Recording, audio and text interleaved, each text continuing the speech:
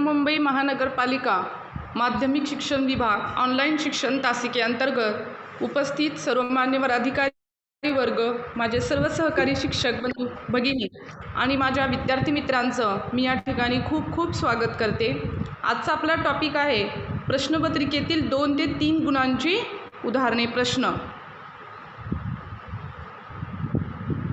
तर विद्यार्थी मित्रांनो, आपण मागील तासिकेमध्ये प्रश्नपत्रिकेचा आराखडा याबाबत सविस्तर चर्चा केलेली आहे. आता 2 ते 3 गुणांचे प्रश्न म्हणजे प्रश्न दुसरा आणि प्रश्न तिसरा यावर आपण या ठिकाणी आज चर्चा करणार आहोत. म्हणजे क्वेश्चन नंबर 2 आणि क्वेश्चन नंबर 3 प्रश्नपत्रिकेतील 2 ते 3 गुणांचे प्रश्न. म्हणजे आपण शाब्दिक उदाहरणे यावर जास्तीत जास्त भर देणार आहोत.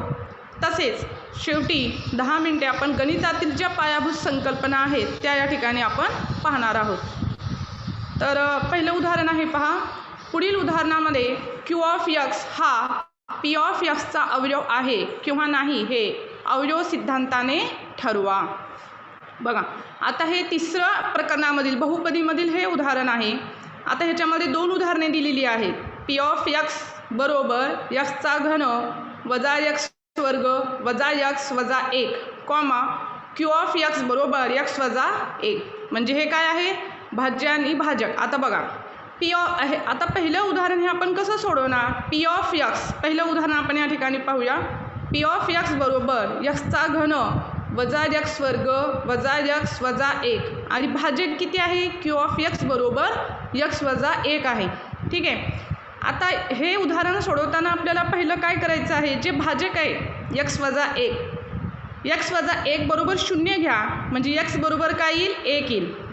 किंवा एक्स वजा 1 बरोबर 0 न घेताही वजा 1 असेल ना तर त्याची विरुद्ध संख्या घ्यायची. वजा 1ची विरुद्ध संख्या चिन्ह बदला अधिक 1.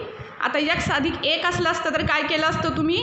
वजा 1. ठीक आहे. म्हणजे एक्स बरोबर किंमत कशी काढायची आहे? अधिक असेल तर वजा घ्यायचं, वजा असेल तर अधिक घ्यायचं.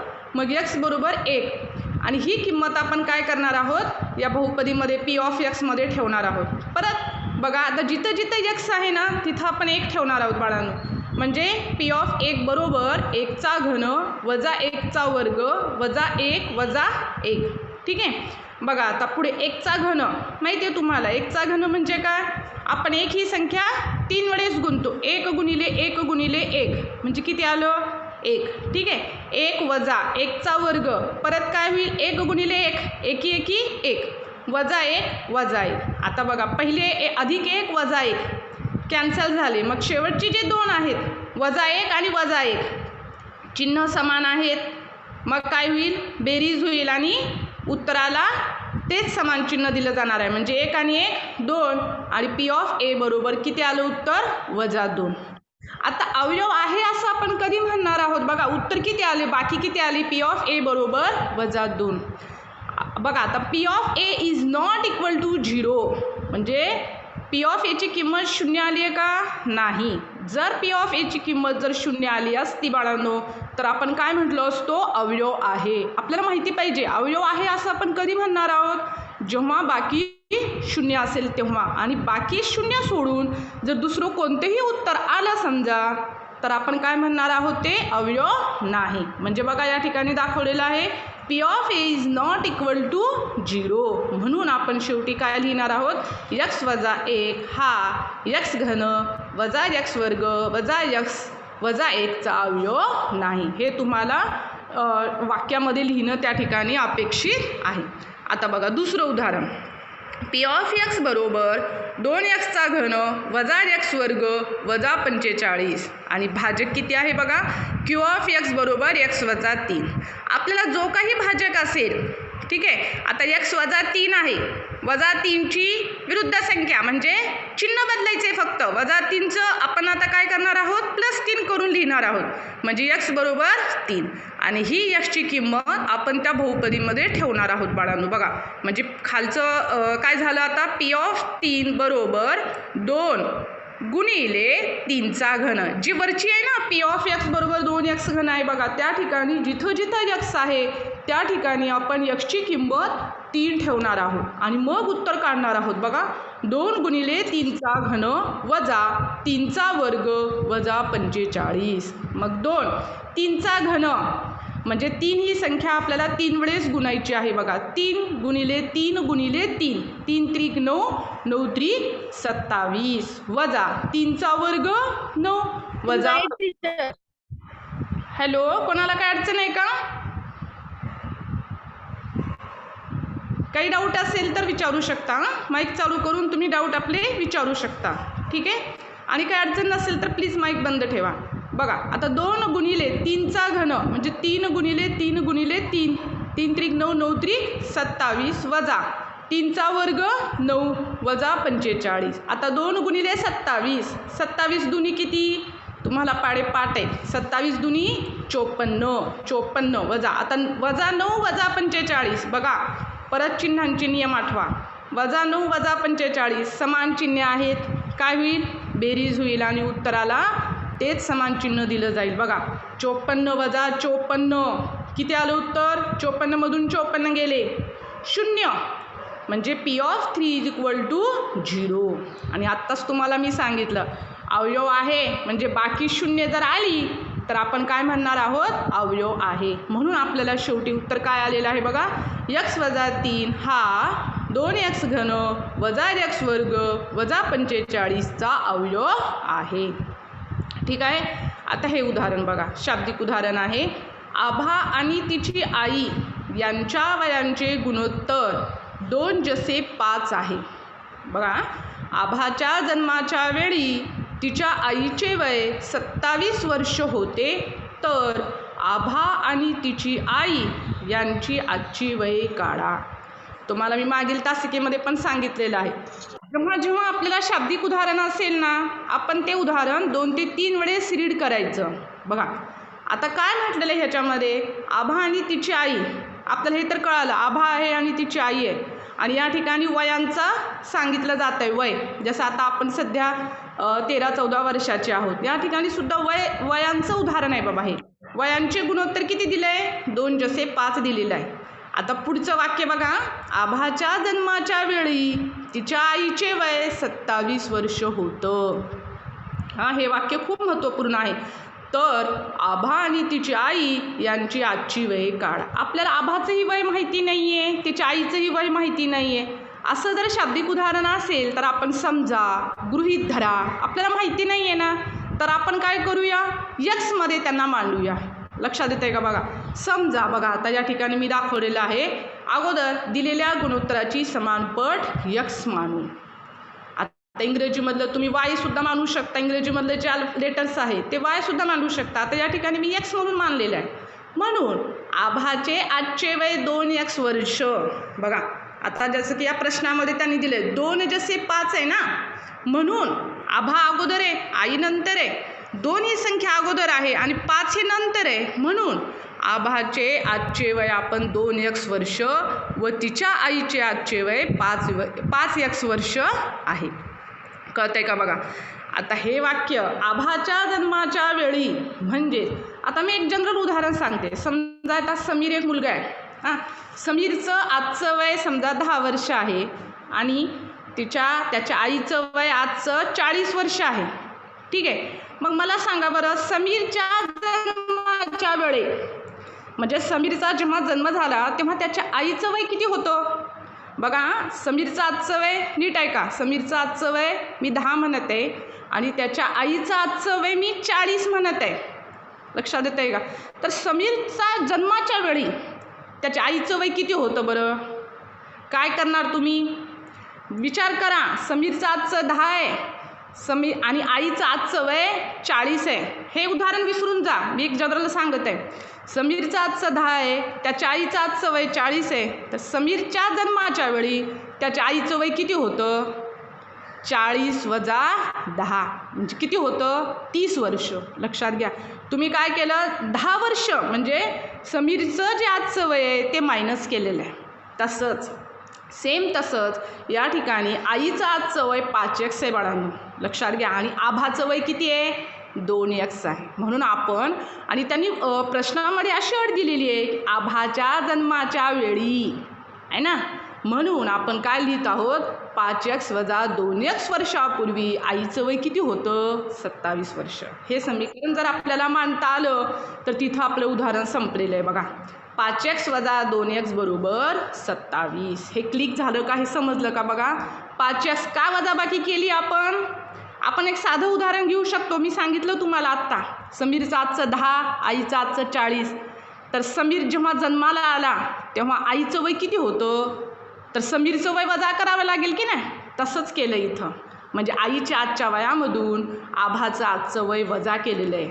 आणि किती होतं तेव्हा आईचं वय 27 वर्ष. बघा 5x - 2x बरोबर 27. आता 5x - 2x चल समान आहे ना, सहगुणकांची वजाबाकी करा. 5 मधून 2 गेले, 3x बरोबर 27. बघा आता 3x बरोबर 27 आहे. 3 आणि x मध्ये कोणतं चिन्ह आहे, गुणाकारचं चिन्ह आहे बाळांनो.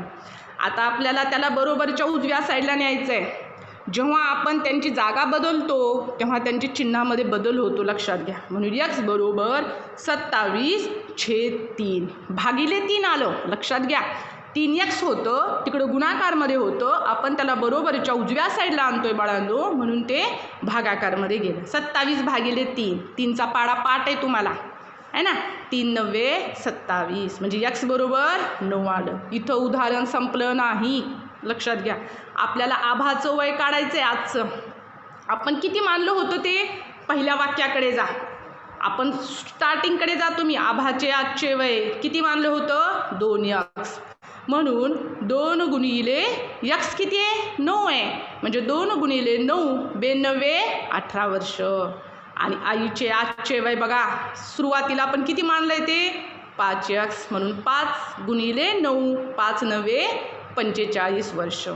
आता शाब्दिक उदाहरणामध्ये बाळांनो शेवटी तुम्हाला ते वाक्यामध्ये लिहिणं अपेक्षित आहे, लक्षात घ्या. म्हणून आभाचे आजचे वय 18 वर्ष व आभाच्या आईचे आजचे वय 45 वर्ष आहे. किती सिंपल, किती सुंदर, किती सोपं उदाहरण आहे पहा.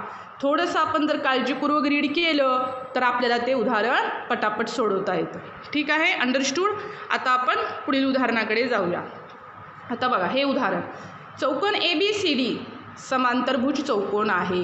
त्याच्या कोन A व कोन B यांच्या मापांचे गुणोत्तर 5:4 आहे, तर कोन B चे माप काढा. बघा पहिल्यांदा वाचलं मला पण समजलं नाही काय दिलंय, काय विचारत आहे. मी परत एकदा वाचत आहे.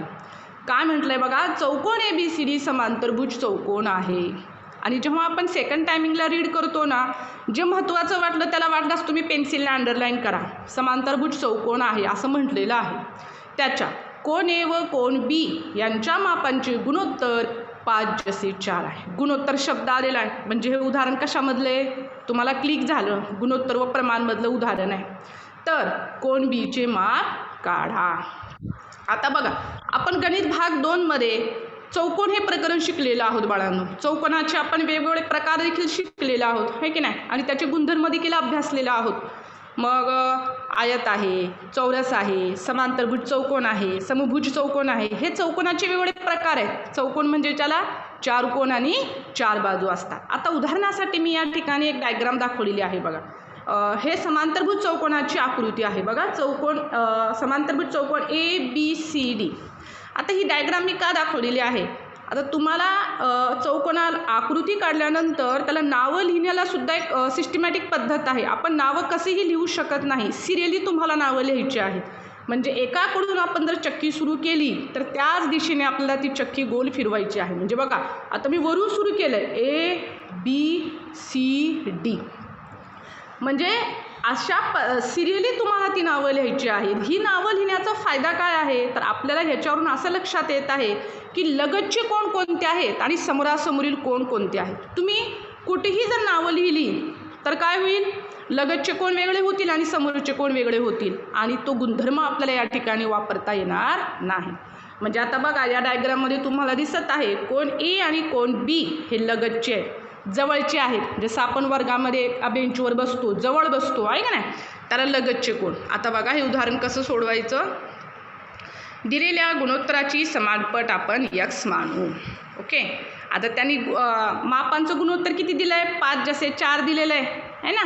म्हणून आपण कोण ए बरोबर 5x अंश व कोण बी बरोबर 4x अंश. बघा समजतंय किती सिंपल आहे बघा. आता मी तुम्हाला जी डायग्राम दाखवली त्याच्यावरून तुम्हाला लक्षात आलं असेल बाळांनो, कोण ए व कोण बी हे समांतरभुज चौकोनाचे लगतचे कोण आहेत.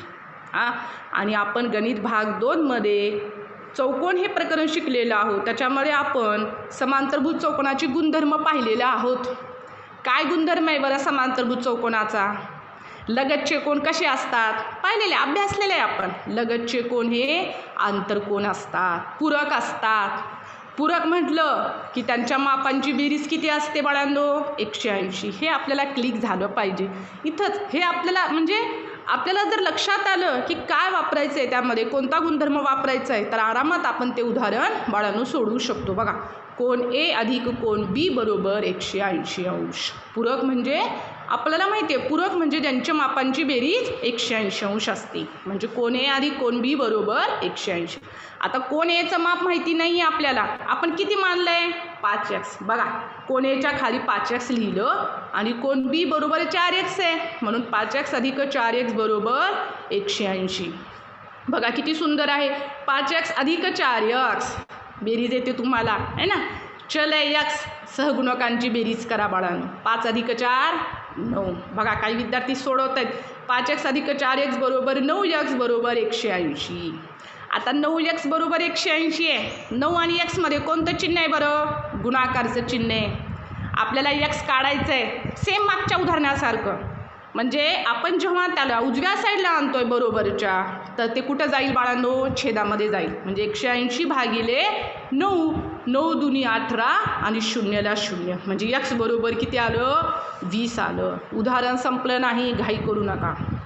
आता आपल्याला प्रश्नामध्ये काय म्हटलंय त्यांनी? कोण एचं माप विचारलंय का कोण बीचं? प्रश्न नीट वाचा. कोण बीचं माप विचारलेलं आहे आणि आपण कोण बीचं माप किती मानलेलं आहे? 4x.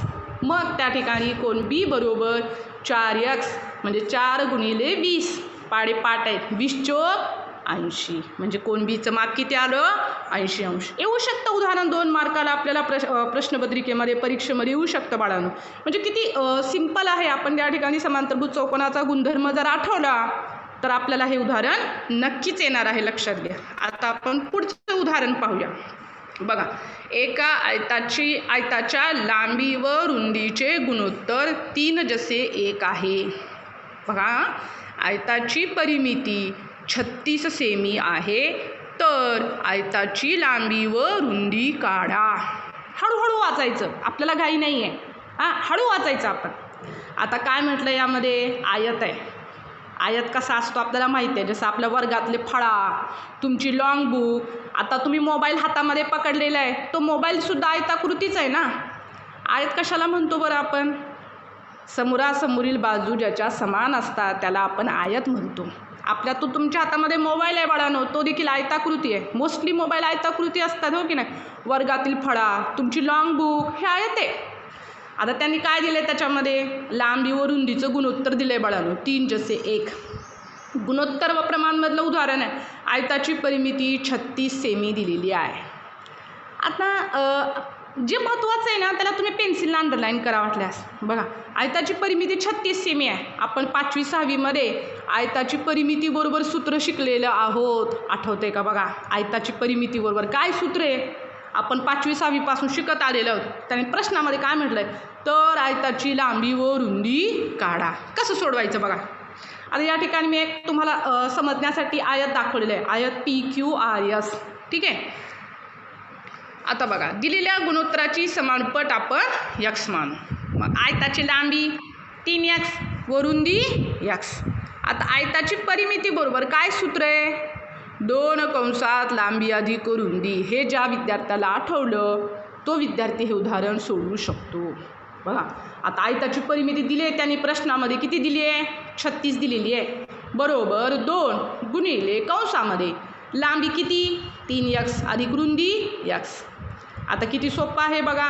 आता 36 बरोबर, आता हा कॅल्क्युलेशनचा भाग आहे, सरावाचा भाग आहे. 36 बरोबर 2. आता आता 2 हे इकडं आणलं बरोबरच्या डाव्या साईडला, म्हणजे ते कुठं जाणार आहेत, भागाकारमध्ये जाणार आहे. 36ची निम्मे किती, 18 बरोबर 4x. हे समीकरण समजलं का बघा. दोन्ही बाजूंना 2ने भागून, 2ने भागा दोन्ही साईडला. 36ची निम्मे 18 आणि 2 2 कॅन्सल होणार. 3x अधिक x, 3 मध्ये 1 मिळवा 4x.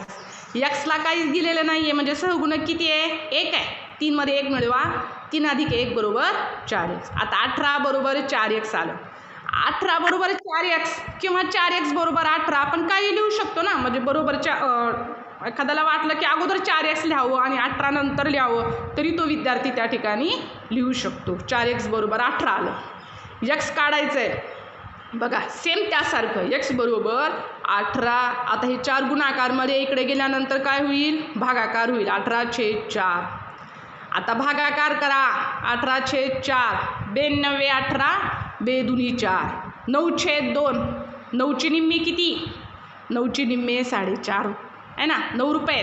9ची निम्मी किती, 4.5. मग आयताची लांबी बघा, आपल्याला प्रश्न काय म्हटला, इथं उदाहरण संपलेलं नाही. आयताची लांबी आपण 3x मानलेली आहे बाळांनो, म्हणजे 3x, 3 गुणिले 4.5. आता गुणाकार करा. दशांश चिन्हाचा गुणाकार आहे, घाबरू नका. 3×5 15, हातच्याला 1, 3 चौक 12 आणि 1 13. दशांश चिन्ह 1 अंकाने मागे घ्या. आपण गुणाकार करताना दशांश चिन्हाचा विचार करू नका. जेव्हा उत्तर येईल ना तेव्हा दशांश चिन्ह किती अंकाने मागे घ्यायचं, 1 अंकाने. किती सोपं आहे. आयताची रुंदी तर xच आहे म्हणजे x बरोबर 4.5 सेमी. अशा प्रकारे शेवटी उत्तर लिहायचे तुम्हाला वाक्यामध्ये. आयताची लांबी बरोबर 13.5 सेमी. एकक पण लिहावं, रुंदी 4.5 सेमी आहे. शेवटचं वाक्य लिहिलं नाही तर आपला अर्धा मार्क कट होतो आणि आपल्याला पैकीच्या पैकी मार्क्स मिळवायचे. म्हणजे या ठिकाणी तुम्हाला 2 पैकी 2 गुण मिळालेले आहेत. बघा किती सोपं आहे, किती सुंदर आहे. त्यांचे गुणोत्तर 31 जसे 23 असून त्यांची बेरीज 216 आहे. बघा, तर त्या संख्या काढ. 2 संख्या आहेत बाळांनो, आपल्याला त्या संख्या माहिती नाहीत पण त्याचं गुणोत्तर दिलंय त्यांनी. किती दिलंय गुणोत्तर, 31 जसे 23. आपण गुणोत्तर 31 जसे 23 बघितल्यानंतर आपल्याला क्लिक होते की एक संख्या मोठी आहे आणि दुसरी लहान आहे ना. आणि त्यांची बेरीज किती दिली आहे, 216 दिली आहे बाळांनो. ठीक आहे. आता पहिलं वाक्य तर आता सगळ्यांना पाठच झालं असेल. बघा, आपण एवढे उदाहरणं बघतोय. पहिलं वाक्य काय, रीतमध्ये दिलेल्या गुणोत्तराची समानपट x मानू. आता मोठी संख्या, आता तुम्हाला 31 मोठं आहे का 23 मोठं आहे, 31 मोठं आहे ना. मग मोठी संख्या 31x व लहान संख्या 23x आहे. आता प्रश्नामध्ये अट काय दिली आहे त्यांनी, बेरीज किती दिली आहे बघा. परत प्रश्नाकडे वाटल्यास जाऊया. त्यांची बेरीज 216 आहे. मग आपण मांडूयात. 31x अधिक 23x बरोबर 216. 31 मध्ये 23 मिळवा, बेरीज करा. आपण दुसरी तिसरी पासून बेरीज करत आलेलो बाळांनो. येते तुम्हाला बेरीज. 31 मध्ये 23 मिळवले किती झाले, 54x बरोबर 216. म्हणून x बरोबर 216 भागिले 54. बरोबरच्या उजव्या साईडला आणतोय आपण. गुणाकारचं काय होईल, भागाकार होईल. मग हा कॅल्क्युलेशनचा भाग आहे. तुम्ही टप्प्याटप्प्याने पण त्याला आपण संक्षिप्त रूप देत गेलो तर शेवटी उत्तर किती येणार आहे, x बरोबर 4. डायरेक्ट जर उत्तर आलं नाही समजा आपल्याला तर 4ने भागा, 2 2ने भागत जा. शेवटी उत्तर किती येईल, कट केल्यावर 4 येणार आहे. मग आता मोठी संख्या x बरोबर तर 4 आलं. आपण मोठी संख्या पहिल्या वाक्याकडे जा. मोठी संख्या किती मानलेली आहे, 31x मानलेली आहे म्हणून 31 गुणिले 4. गुणाकार येतो तुम्हाला 4 1 4, 4 3 12. आणि लहान संख्या किती मानलेली आहे आपण, 23x म्हणजे 23 गुणिले 4. 23 चौक 92. पाडे पाठ आहेत म्हणून त्या संख्या काय झाल्या, 124 व 92. आता आपण सोडवलेलं उदाहरण बरोबर आहे का हे पण पाहू शकतो. म्हणजे आता आम्हाला दाखवण्याची गरज नाही आहे, टॅली करू शकतो. बघा आता त्या दोघांची बेरीज बघा बरं किती येते. 124 मध्ये 92 मिळवा, किती येते बेरीज, 216. म्हणजे शाब्दिक उदाहरण असं उदाहरण आहे जो तुमच्यासाठी एक गोल्डन म्हणजे काय म्हणतात त्याला, सुवर्णसंधी आहे की तुम्ही स्वतः त्या ठिकाणी पडताळा घेऊ शकता की मी सोडवलेलं उदाहरण बरोबर आहे की नाही. परीक्षेमध्ये तुम्ही स्वतः चेक करू शकता स्वतःचं उदाहरण. किती म्हणजे गोल्डन चान्स आहे तुम्हाला. बघा अशा प्रकारे या ठिकाणी तुम्हाला 2 गुण मिळालेले आहेत. आता हे एक उदाहरण आहे बघा. अल्बर्ट आणि सलीम यांच्या आजच्या वयांचे गुणोत्तर 5:9 आहे. बघा 5 वर्षानंतर त्यांच्या वयांचे गुणोत्तर 3:5 होईल. तर त्यांची आजची वये काढा. पहिल्यांदा वाचल्यानंतर मलाही समजलं नाही. परत वाचा. काय म्हटलंय? अल्बर्ट आणि सलीम 2 मुलांची नावं आहेत हे तर मला कळालं. आजच्या वयाचं गुणोत्तर दिलंय. किती दिलंय? 5:9 दिलंय. पुढं काय म्हणताय? 5 वर्षानंतर. समजा आजचं तुमचं वय किती आहे बाळांनो? 13 आहे. 5 वर्षानंतर किती होईल बरं तुमचं वय? किती होईल? काय करणार तुम्ही? 13 मध्ये 5 मिळवणार, बेरीज करणार. वर्षानंतर म्हटलंय ना. 13 + 5 18 झाले. 5 वर्षापूर्वी किती होतं बाबा? 13 - 5 म्हणजे 8 वर्षाचे होते तुम्ही 5 वर्षापूर्वी, हो की नाही? म्हणजे कितवीला होते तुम्ही? 9 मधून 5 वजा करा, 4थीला होते. लक्षात घ्या. वर्षानंतर म्हटलंय का वर्षापूर्वी म्हटलंय हे आपण बारकाईनं रीड केलं पाहिजे. बघा आता हे उदाहरण कसं सोडणार? दिलेल्या, आता पहिलं वाक्य पाठ झालंय. काही विद्यार्थी लिहित आहेत, सोडवत आहेत. दिलेल्या गुणोत्तराची समानपट x मानू. मग अल्बर्टचं आजचं वय, प्रश्नाकडे जा वाटल्यास. काय म्हटलंय? अल्बर्ट आणि सलीम यांच्या वयांचे गुणोत्तर 5:9 आहे. अल्बर्ट किती आहे मग? 5 आहे ना. मग अल्बर्टचे आजचे वय 5x वर्ष व सलीमचे आजचे वय 9x वर्ष. आत्ताच मी बोलले. आत्ता समजा 13 वर्षाचं आहे. आज तुम्ही 13 वर्षाचे आहेत. 5 वर्षांनी किती वर्षाचे होणार? 13 + 5 करता तुम्ही, आहे का नाही? तसं 5 वर्षानंतर अल्बर्टचे वय किती होईल बाबा? अल्बर्टचं आजचं वय 5x आहे. 5 वर्षानंतर म्हणजे 5x + 5. 5 मिळवावे लागतील बाळांनो. बघा. आणि 5 वर्षानंतर सलीमचं वय किती होईल?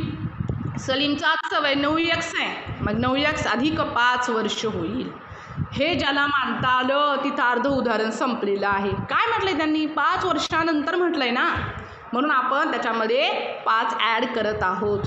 आता परत उदाहरणाकडे जा. हे तर मांडलं. त्यांच्या वयांचे गुणोत्तर 3:5 होईल. आता याची सिस्टमॅटिक मांडणी करा. 5x + 5 छेद 9x + 5 बरोबर किती होईल गुणोत्तर? 3:5 बरोबर 3/5. हे आपल्याला मांडता आलं पाहिजे. आता पुढचा भाग हा कॅल्क्युलेशनचा आहे. तिरकस गुणाकार करा. 5 कंसामध्ये 5x + 5 बरोबर 3 कंसामध्ये 9x + 5. प्रॅक्टिस सराव कॅल्क्युलेशनचा भाग आहे बघा.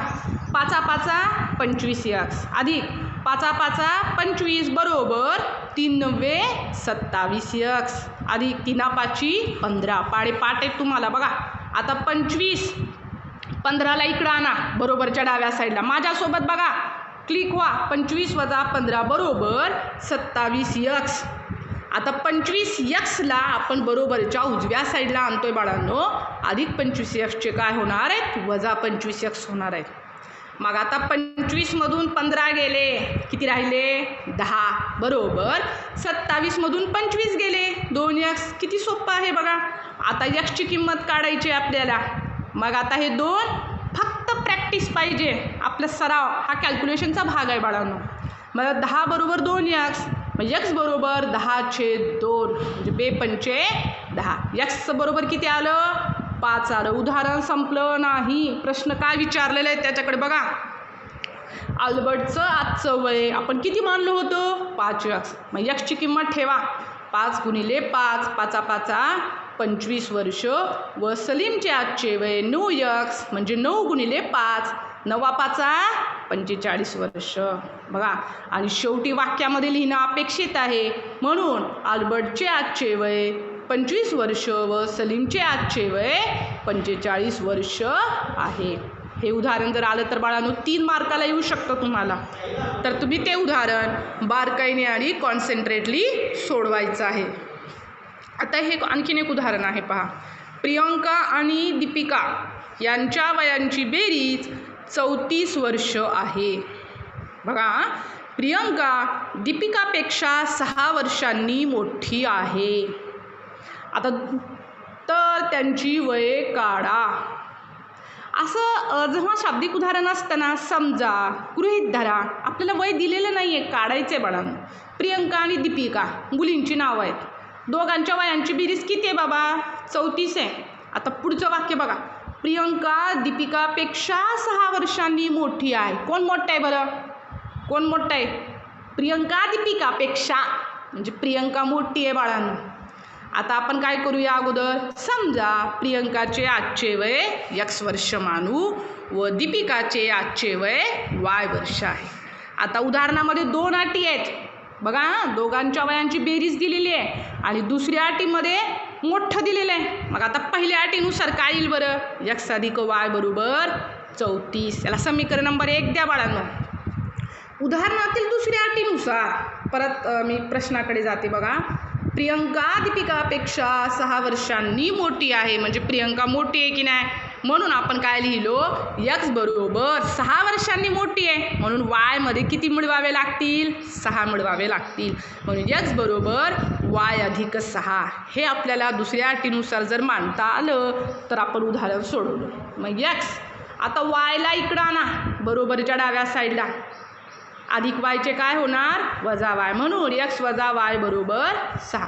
त्याला समीकरण नंबर 2 द्या. आता समीकरण 1 व समीकरण 2 कडे तुम्ही बारकाईने बघा. काय दिसतंय बरं? 2 समीकरणं दिसत आहेत. पहिलं x अधिक y बरोबर 34 आहे आणि दुसरं x वजा y बरोबर 6 आहे. काय करावं लागेल? समीकरण 1 व 2ची बेरीज करू. बघा, x अधिक y बरोबर 34, उभी बेरीज करू. एकाखाली एक समीकरण मांडा. x वजा y बरोबर 6 अधिक y वजा y कॅन्सल झाले बघा. x अधिक x किती झाले? 2x बरोबर 34 अधिक 6. 34 मध्ये 6 मिळवा बाळांनो, किती? 40. म्हणून x बरोबर 40/2. 40चे निम्मे किती? 20. आता मग खाली x ची किंमत या समीकरणामध्ये टाका आणि y ची पण किंमत काढा. हां, मग आता बघा, 20 अधिक y बरोबर 34, तर y बरोबर 34 वजा 20, म्हणून y बरोबर किती आलं? 34 मधून 20 वजा करा, 14 आले. आता प्रियंकाचे आजचे वय किती? मग 20 वर्ष, तर दीपिकाचे आजचे वय किती येणार आहे? 14 वर्ष. शेवटी तुम्हाला ते वाक्यामध्ये लिहायचं आहे. किती सिंपल, किती सोपं आहे बघा. आता हे उदाहरण, एका प्राणी संग्रहालयात सिंह व मोर यांची एकूण संख्या 50 आहे. बघा, त्यांच्या एकूण पायांची संख्या 140 आहे. तर प्राणी संग्रहालयातील सिंह व मोरांची संख्या काढा. मित्रांनो, तुम्हाला आतली गोष्ट सांगते, हे असल्या टाईपची जी उदाहरण आहे ना, ते पुढे स्पर्धा परीक्षेमध्ये देखील अशा टाईपचं उदाहरण येतं. कॉम्पिटिटिव्ह एक्झाममध्ये बऱ्याच वेळेस हे उदाहरण आलेलं आहे. चॅलेंजिंग प्रश्न आहे. बघा काय म्हटलेलं आहे, तुम्हाला आता प्राणी संग्रहालयामध्ये जायला आवडतं आहे की नाही? त्यांनी म्हटलं आहे बघा, एका प्राणी संग्रहालयामध्ये सिंह व मोर यांना प्राणी पक्षी बघायला आवडते की नाही? सिंह व मोर दिलेले आहेत बघा. त्यांची एकूण संख्या किती आहे? 50 आहे. आता हे जे वाक्य, त्यांच्या एकूण पायांची संख्या 140 आहे. पाय दिलेले आहेत. आपल्याला माहिती पाहिजे सिंहाला पाय किती असतात. आपण 2री-3री मध्ये शिकलेलं आहे ना. मोराला पाय किती असतात हे आपल्याला क्लिक झालं पाहिजे, तर आपण ते उदाहरण सोडवू शकतो. तर बघा, आता आपण हे उदाहरण कसं सोडवणार? किती सोपं आहे बघा. समजा प्राणी संग्रहालयातील सिंहांची संख्या आपण x मानू. आपल्याला माहिती नाही आहेत की x मानणार आहोत. उदाहरणातील पहिल्या अटीवरून पुढील समीकरण मिळतं. त्यांचं की सिंह व मोर यांची एकूण संख्या लिहिणार आहोत. x अधिक y बरोबर 50. आता तुम्हाला माहिती आहे सिंहाला पाय किती असतात? 4, तर मोराला 2. हे जर माहिती असेल ज्याला, आणि माहिती असतंच आपल्याला आहे ना, मग आपण दुसऱ्या अटीनुसार एक समीकरण लिहू शकतो. त्यांनी पायांची संख्या दिलेली आहे ना. सिंहाला 4 पाय असतात. आपण सिंहांची संख्या x मानलेली आहे, म्हणून 4x अधिक मोराला 2 पाय असतात, मोरांची संख्या आपण y मानलेली आहे, म्हणून 4x अधिक 2y बरोबर किती दिली आहे पायांची संख्या एकूण 140 दिलेली आहे. मग आपण हे समीकरण मांडलं 4x अधिक 2y बरोबर 140. हे समीकरण मांडता आलं म्हणजे उदाहरण संपलं. आता दोन्ही बाजूला आपण मोठे समीकरण त्याचं छोट्या ह्याच्यामध्ये आपण रूपांतर कन्वर्ट करू शकतो. 2 ने भागू, 4x अधिक 2y बरोबर 140 आहे, 2 ने भागा. 4ला 2 ने भागल्यानंतर 2x येतं, 2x अधिक y बरोबर 70. त्याला समीकरण नंबर 2 द्या बाळांनो. आता समीकरण 1 आणि समीकरण 2 कडे बघा. काही विद्यार्थी सोडवत आहेत बघा.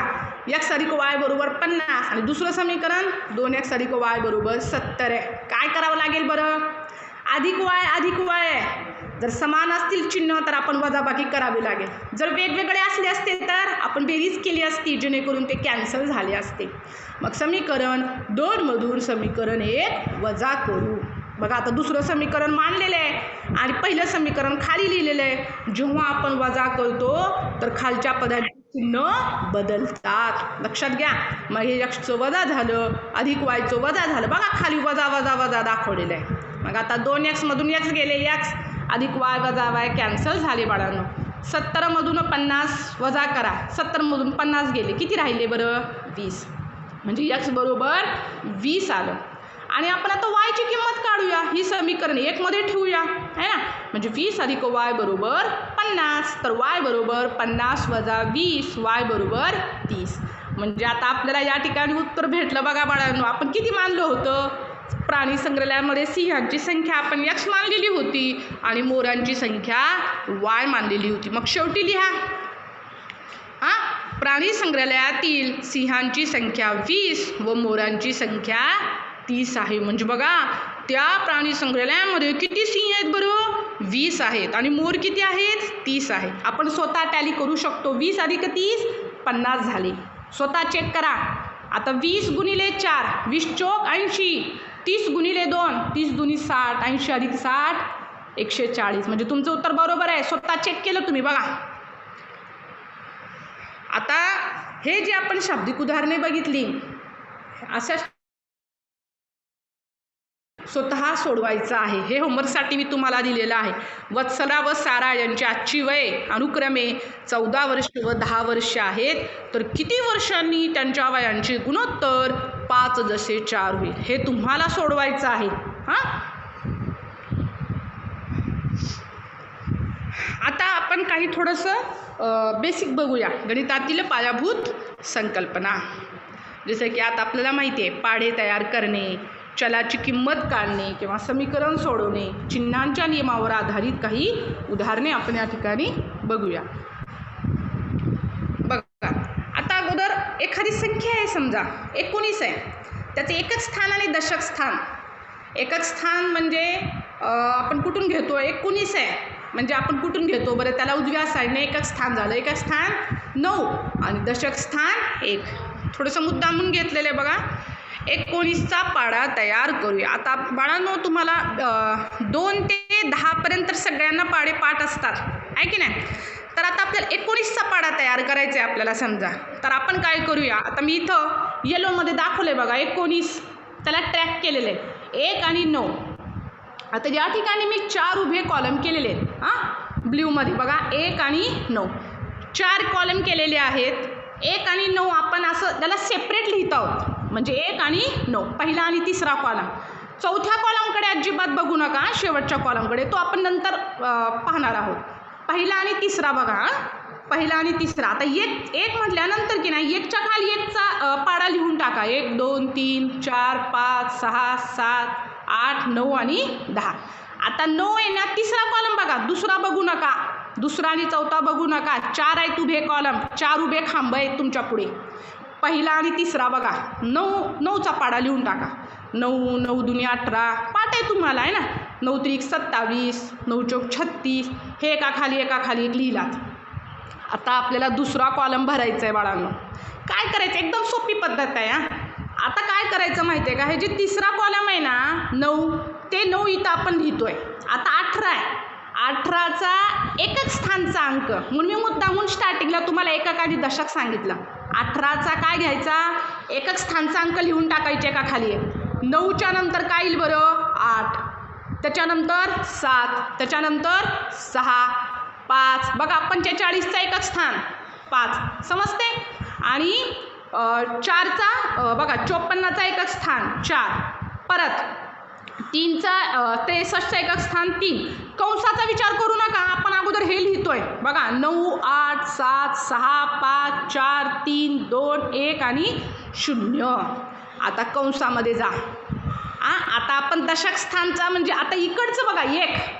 कंसामध्ये काय लिहिलं मी, 1 अधिक 0. 9ला जोडी नाही आहे दशकची, म्हणजे काय आहे तिथं, काय नाही म्हणजे 0 आहे. 1 अधिक 0 लिहिलं. आता दुसऱ्याला 2 अधिक 1 म्हणजे 18चा दशकांक घ्या. 18चा दशक कोण आहे, 1 आहे. 2 अधिक 1, परत कंसामध्ये काय येईल, इकडचा 3 घ्या, 1चा 3 घ्या. 3 अधिक 2, मग 4 अधिक 3. समजतंय का बघा, थोडंसं मी इथं सांगण्याचा प्रयत्न केलेला आहे. 4 अधिक 3 कंसामध्ये लिहा. 5 अधिक 4 म्हणजे ह्या 9चा आहे ना तो दशक आकडा घ्यायचा आहे बाळांनो, आणि 1चा आहे ना तो साधा अंक आहे ना तो घ्यायचा आहे आणि कंसामध्ये बेरीज करून लिहायचे. मग आता इथं 6 अधिक 5, 7 अधिक 6, 8 अधिक 7, 9 अधिक 8 आणि 10 अधिक 9. समजतंय. आता हा तर दुसरा वरून मी चौथा कॉलम बनवत आहे जो 19चा पाढा तयार होत आहे. तुम्हाला सेपरेटली पाठ करायची गरज नाही. 1 अधिक 0 1. आता उजवीकडचे अंकडे लिहून टाका. 9, 8 फक्त बेरीज करा. 1 अधिक 0 1, 2 अधिक 1 3, 3 अधिक 2 5 आणि हे 7 आहे ना. 4 अधिक 3 7. बघा दुसऱ्यावरून तुम्ही चौथा कॉलम बनवा. 6 अधिक 5 11 झाले. 7 अधिक 6 13. हे 3 जसंच्या तसे लिहून टाका. बघा दुसऱ्यावरून मी चौथा कॉलम बनवत आहे. 8 अधिक 7 15, 9 अधिक 8 17, 10 अधिक 9 19. अशा प्रकारे तुमचा 19चा पाढा बाळांनो तुम्ही स्वतः तयार केला. समजतंय. आपल्याला 10पर्यंत पाढे पाठ आहेत. आपण त्या संख्यांच्या मदतीने 2 असे 4 उभे खांब करून 11 ते 99पर्यंतचा कोणताही पाढा तयार करू शकतो. लक्षात घ्या. आता उदाहरणासाठी मी परत आणखी एक उदाहरण बघा. 27 घेतलेलं आहे. आपल्याला 27चा पाढा 29चा पाढा अवघड जातो बाळांनो. तर असं करा ना तुम्ही 2 आणि 7 त्याची फोड करा. 4 उभे खांब आखून घ्या. आता 2 पहिल्या आणि तिसरा कॉलम. दुसराचा विचार करायचा नाही. 2चा पाढा लिहून टाका पटापट. 7चा पाढा पाठ आहे तो लिहून टाका. आता दुसरा कॉलम कसा बनवायचा मी सांगितलं तुम्हाला. एकक स्थानचे अंक आहेत ना ते सुरुवातीला लिहून टाका. कंसाचा विचार करू नका. कंसामध्ये नंतर लिहिणार आहोत आपण. 7 4 1 8 5. माझ्यासोबत बघा 2 9 6 3 आणि 0. आता कंसामध्ये काय लिहायचं आहे 2. इकडचा 2 बरं का. ह्या 2च्या पाढ्यामधला 2 अधिक. आता 7च्या जोडीला काहीच नाही आहे दशक म्हणजे किती आहे 0 आहे. 2 अधिक 0. परत कंसामध्ये 4 अधिक कंसामध्ये इकडचा दशक घ्या. किती आहे तो 1 आहे म्हणजे 4 अधिक 1 आता 6. आता इकडचा दशक घ्या. किती आहे तो 2 आहे. 8 अधिक 2. परत इकडचा दशक घ्या. 10 अधिक 3. इकडची संख्या घ्यायची आणि इकडचा दशकांक घ्यायचा आणि तो बेरीज करत अशा प्रकारे तुम्ही ते शेवटपर्यंत मांडायचं आहे. मग दुसऱ्यावरून तुम्ही चौथा कॉलम जो आहे ना शेवटचा सरळ सरळ बेरीज करा. 2 अधिक 0 2 आणि तो एका स्थानचा अंक 7. 4 अधिक 1 5. बघा 5 आणि 4 27 दुनी 54. 6 अधिक 2 8. 27 3 81. 8 अधिक 2 10. 27 चोक 88. बघा किती सोपं किती सुंदर. अशा पद्धतीने बाळांनो तुम्ही म्हणजे स्वतः पाढे त्या ठिकाणी तयार करू शकता. तुम्ही बेरीज करत जा आणि चौथा कॉलम त्या ठिकाणी मिळतो. म्हणजे 12 अधिक 4 16 आणि शेवटचे 2. 14 अधिक 4 18 आणि शेवटचा 9. किती सोपं आहे बघा. अशा प्रकारे चौथ्या कॉलममध्ये 27चा पाढा तयार झालेला आहे. तसंच 12चा पाढा बघा मी तुम्हाला एक उदाहरणासाठी दाखवलेला आहे. काय करायचं आहे 4 उभे खांब करायचे आहे. 1 आणि 2. पहिला आणि तिसरा कॉलम अगोदर करा. दुसऱ्या कॉलममध्ये तुम्ही कंसामध्ये बेरीज लिहून टाका आणि चौथ्या कॉलममध्ये ती बेरीज तुम्ही ॲड करा म्हणजे तुमचा तो 12चा पाढा तयार होईल. त्याच्यानंतर हे थोडंसं बेसिक घेतलेलं आहे. पहा आपल्याला थोडंसं आत्ता आपण जी भरपूर उदाहरणे बघितली बरोबरच्या उजव्या साईडला किंवा डाव्या साईडला नेल्यानंतर कशा प्रकारे बदल होतो. x अधिक 5 बरोबर 10 आहे. हां, तर आपल्याला हे सोडवायचं आहे. एक्सची किंमत काढायची आहे. तर एक्स बरोबरच्या खाली बरोबरचं चिन्ह द्या. 10च्या खाली 10 लिहा. अधिक 5 बरोबरच्या आपण उजव्या साईडला नेतोय. काय होईल बरं? -5 होतील आहे की ना. इकडं अधिक 5 आहेत, बरोबरच्या उजव्या साईडला न्या. -5 होतील. 10मधून 5 गेले, 5 राहिले. म्हणजे एक्स बरोबर किती आलं? 5 आलं. लक्षात घ्या. माईक बंद ठेवा प्लीज. एक्स वजा 5 बरोबर 10 आहे. आपल्याला एक्सची किंमत काढायची बाळांनो. बरोबरच्या खाली बरोबरचं चिन्ह द्या. आणि एक्स बरोबर 10 अधिक 5. एक्स बरोबर किती आलं? 15 आलं आहे ना. म्हणजे आपण बरोबरच्या त्याला जेव्हा उजव्या साईडला नेतोय तेव्हा त्यांच्या चिन्हामध्ये बदल होतोय. एक्स गुणिले 5 बरोबर 10 आहे. तर एक्स बरोबर 10/5 गुणिले 5 आहे. इकडे गेल्यानंतर काय होईल? भागिले 5. 5 दुनी 10. आता इथं बघा, x/5 बरोबर 10 आहे. मध्ये 5 इकडे नेल्यानंतर ते गुणाकारामध्ये जाणार. 10/5 50. त्यामुळे मी x घेतलेलं आहे. का घेतलेलं आहे बघा, 1, 2, 3 आणि 4 मध्ये तुम्हाला पहिल्याचं उत्तर x बरोबर 5 आलं, दुसऱ्याचं उत्तर x बरोबर 15 आलं, तिसऱ्याचं उत्तर x बरोबर 2 आलेलं आहे आणि चौथ्याचं उत्तर x बरोबर 50 आलेलं आहे. म्हणजे चल कशाला म्हणायचं आपण? चल आपण बहुपदीमध्ये शिकतोय. चल म्हणजे काय? ज्याची किंमत ही समीकरणानुसार बदलते, वेगवेगळ्या समीकरणानुसार बदलते, त्याला आपण चल असे म्हणतो. लक्षात घ्या. चल म्हणजे काय? म्हणजे इंग्रजीमधलं A to Z पर्यंतचं कोणतंही लेटर आपण चल म्हणून वापरू शकतो. म्हणजे त्याची किंमत स्थिर नसते. बघा तुम्हाला दिसतंय, पहिल्यामध्ये एक्सची किंमत 5 आली, दुसऱ्यामध्ये एक्सची किंमत 15 आली, तिसऱ्यामध्ये एक्सची किंमत 2 आलेली आहे.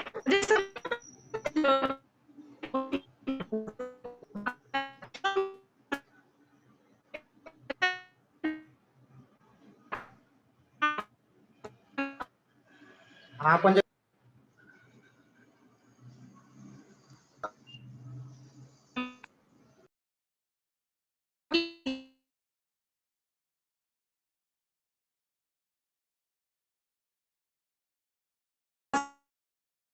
चिन्ह असतील समजा, तर प्लस एकाचं चिन्ह प्लस आहे, दुसऱ्याचं मायनस आहे, वजाबाकी करा.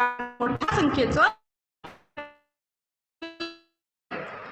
आता ह्या ठिकाणी किती सुंदर उदाहरणे दिलेली आहेत बघा.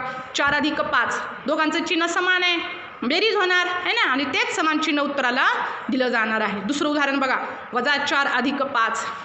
5 मधून 4 गेले, असमान चिन्ह आहेत, वजाबाकी होईल आणि उत्तराला मोठ्या संख्येचं चिन्ह येईल. 4 वजा 5 आहे बघा बाळांनो. 5 मधून 4 गेले, 1 राहिलं. आता वजा 5 आहे, मोठी संख्या 5 आहे, 5चं चिन्ह वजा आहे म्हणून उत्तराला वजा चिन्ह येणार आहे. बघा आता खालचं उदाहरण, -4 वजा 5. बघा फक्त चिन्ह आपण मध्ये बदल केलो तर उत्तरामध्ये किती मोठा बदल होतोय. -4 वजा 5 म्हणजे 5 समान चिन्ह आहेत, बेरीज होईल आणि उत्तराला तेच समान चिन्ह दिलं जाणार आहे. -8 अधिक 8. आता एकाचं चिन्ह प्लस आहे, एकाचं चिन्ह मायनस आहे, पण संख्या समान आहेत ना, मग काय होईल? 0 येईल आणि शून्याला चिन्ह नसते. आता -8 वजा 8 समान चिन्हे, बेरीज होईल आणि तेच समान चिन्ह उत्तराला दिलं जाणार आहे. किती सुंदर आहे बघा. आपल्याला लगेच लक्षात येतं ह्याच्यावरून. बघा बाळांनो, आपण म्हणतो गणितामध्ये जर पास झालो तर आपण जीवनामध्ये पास, फक्त परीक्षेसाठी नाही तर पुढे आयुष्यामध्ये सुद्धा तुम्हाला गणित क्षणोक्षणी लागतं. त्याच्यासाठी तुम्हाला काय करायचं आहे, 200 पाढी स्वतंत्र वही करा. त्या वहीमध्ये की नाही दररोज तुम्ही 2 ते 30 पर्यंतचे पाढे लिहा. लक्षात घ्या, कारण हा बेस आहे, कुठेही आपल्याला उपयोगी होणार आहे. 10वीला देखील तुम्हाला एखादं उदाहरण सोडवताना हे चिन्हांचे नियम आपण विसरलो तर आपलं पूर्ण उत्तर चुकतं. लक्षात घ्या. तुम्ही दररोज काय करायचं आहे, 2 ते 30 पर्यंतचे पाढे लिहा. दररोज 1 ते 30 पर्यंतचे वर्ग लिहा, 1 ते 10 पर्यंतचे घन लिहा आणि दररोज चिन्हांच्या नियमावर आधारित प्रत्येकी 5-5 उदाहरणे तुम्ही सोडवायचे. आता मी गुणाकार भागाकारचा चिन्हांचा नियम घेत नाही, तुम्हाला परत काय होईल, सगळं ते कन्फ्यूज होईल, त्यामुळे मी आता ते घेत नाही. आज काय करायचं आहे तुम्ही, परत बघा 11 ते 29चे आता जसं मी फॉर्मॅट दिलेलं आहे ना, आता सांगितलं तुम्हाला मी पाढे कसं तयार करायचं, ते वापरून तुम्ही स्वतः पाढे तयार करा बरं. 11 ते 29चे पाढे तयार करायचं आहे. ठीक आहे. आता आपण या ठिकाणी थांबूयात. जो काही भाग राहिलेला आहे तो आपण नंतरच्या तासिकेला बघूयात. Okay, thank you.